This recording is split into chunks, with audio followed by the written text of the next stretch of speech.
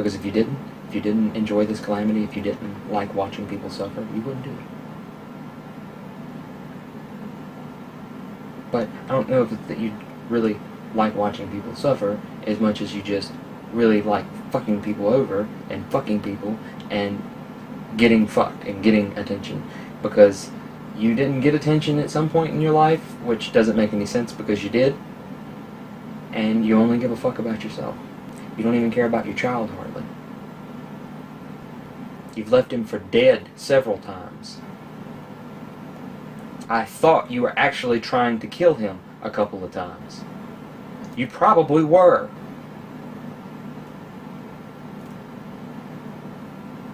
Because there's not much else that would make sense. Trying to kill him? I was so caught up in my own stuff. So like with the lamp thing, like... A lamp with no light bulb in it, plugged up and laid beside him in the bed. When he's 1. Can that look like anything else? I couldn't see anything else but my own game. I wasn't paying attention to him. I didn't want to pay attention to him, I was just trying to pay attention to my own game. And do what I want. When I would get in these conversations with people and I was trying to send them stuff back and forth a lot,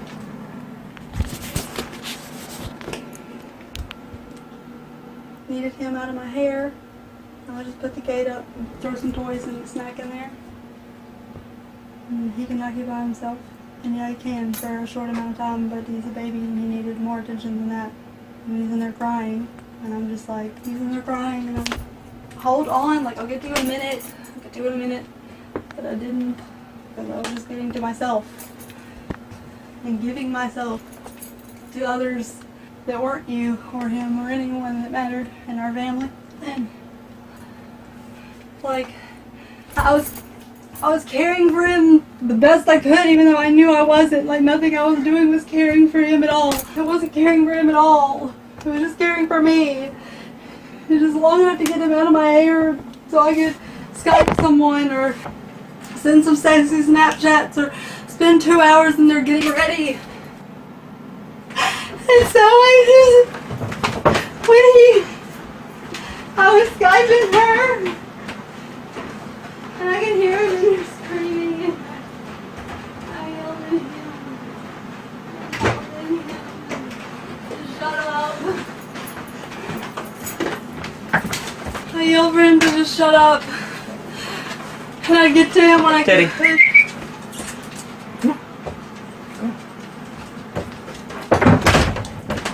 You're fine, Xander. I'll be there in a minute. Just be quiet.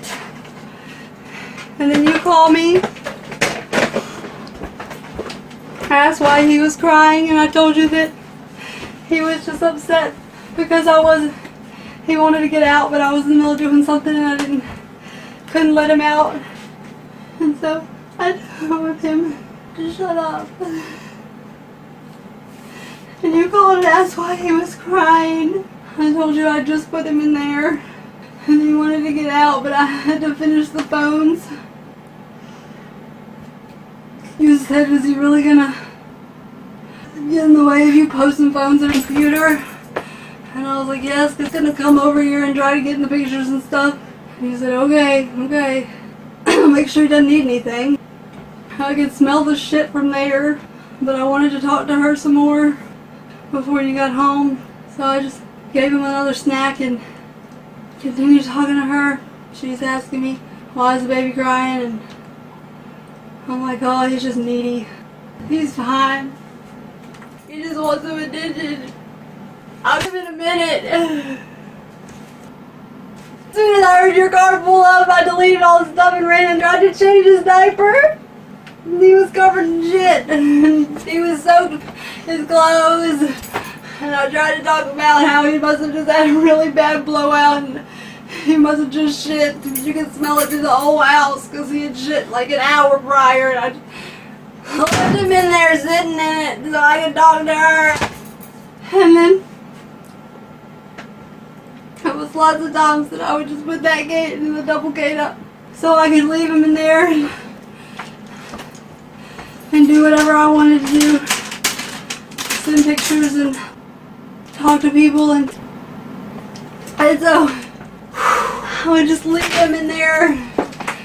Are you fucking deaf? No. Or stupid? Stupid. I'm so stupid. So stupid. I'm so stupid. These aren't beautiful. They're not beautiful.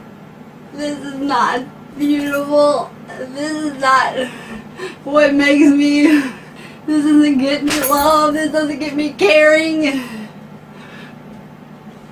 Oh, this gets me pussy sympathy. Sympathy. Coddler. This is enough to get her naked. This isn't what you needed. You didn't need bruises and cuts and despair. You didn't need this. You didn't need a sob story. But I did. Who wants someone boring? Who just had a mediocre childhood? Her dad died. He was an alcoholic, but that's not that big of a deal. Her mom sent her to Christian school and did everything for her. Her life wasn't hard. She's boring. Who wants that? The only way I could get anyone was if I wasn't Lydia Knuckles from Chatham, Virginia. Grew up on a farm but didn't know much about it. I either had to be the wannabe skater girl who liked metal music, black, and cutting herself, or I had to be the farm girl who wore camo and went hunting, or I had to be the poor, abused, raped, disheveled girl who needed saving. I had to be all that. But not for you. Not for you. You didn't need that, did you? You just loved the girl that got in the car smoking a cigarette. You just loved the girl that came over and fucked you for 2 hours and used every sex toy you had just bought that she asked for. You just loved the girl that forced you to drive her to and from Chatham for her curfew. You just loved the girl that made up the tallest tales in Danville. And you knew they were tales, but you still loved her. You just loved the girl that claimed she was a lesbian. And I took the reasons from you. I took the reasons for you to lie. I took the want for you to lie. I took the need for you to lie.